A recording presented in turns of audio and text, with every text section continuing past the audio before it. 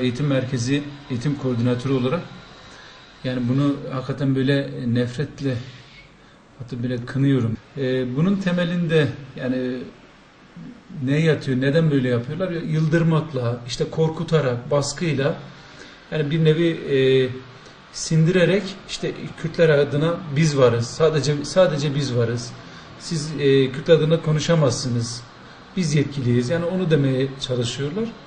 Bir de yani Müslümanların Kürtler adına konuşmasını engellemek istiyorlar. Yani işte siz konuşamazsınız onlar adına. Sanki onlardan bir icazet almak zorundasınız. Sanki bir yetki almak zorundasınız gibi sindirmekle, korkutarak yıldırmak istiyorlar. Ya şimdi Kürt davasında şöyle doğru bir taraf var. Nedir? Ezilen bir Kürt halkı var yıllar boyunca. Şimdi tabii bu hakikati dile getirmek lazım. Biz Müslümanlar olarak da bunu dile getirmek zorundayız, getiriyoruz da. Ama bunların hoşuna gitmeyen şu. Yani bu dava bizim, siz konuşamazsınız demeye getiriyorlar.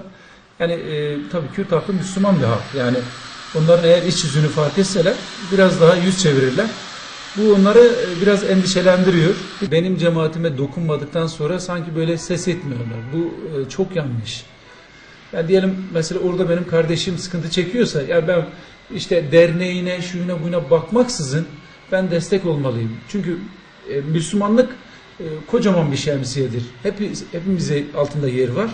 Yani burada Müslümanlar böyle küçük küçük şeylerle boğulmadan, derelerde boğulmadan daha geniş düşünüp kardeşlerine, davalarına sahip çıkmalı.